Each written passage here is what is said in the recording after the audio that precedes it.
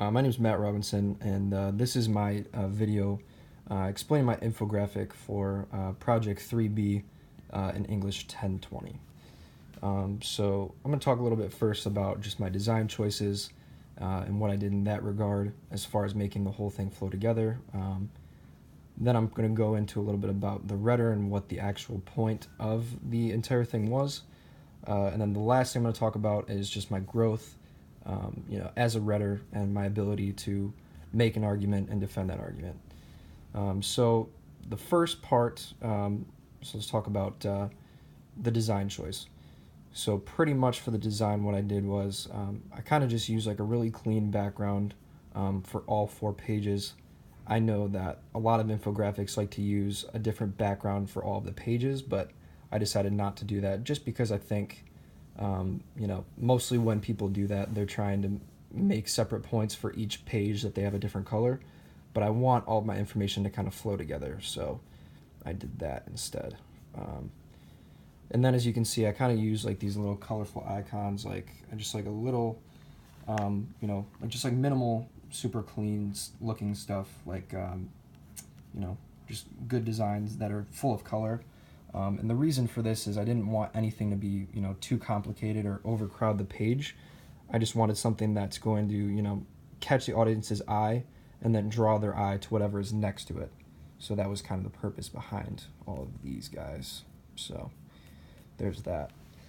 As far as my font goes, I just wanted something kind of big because I feel like the infographic genre really, it's important just to have it be easy to read for as many people to read as possible. So that's kind of what I did. I just picked like a big kind of rounded off font. I didn't want like a Times New Roman or like a Helvetica because it just feels a little bit too serious for what I'm going for. I'm trying to take a lot of information and condense it into something that more people will want to read. So that's what I did there. And then, so kind of important here, so what I do is I get into the main point of my infographic here, which is, as of late, Americans view intelligence as unimportant and are unaware of all the things that their IQ could predict for them. So that's kind of my main point there. It's based on an article from the New York Times that basically kind of said, intelligence isn't really important, for, your career or any important life events like that.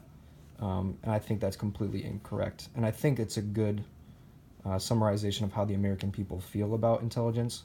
So I kind of just wanted to disprove that. And obviously what I did was I took, all the information from my Project 3B, which is like a 2,500 word paper, and turned it into something that's, super short, sweet, and to the point, and, just wanted to do it that way. So that's what I did.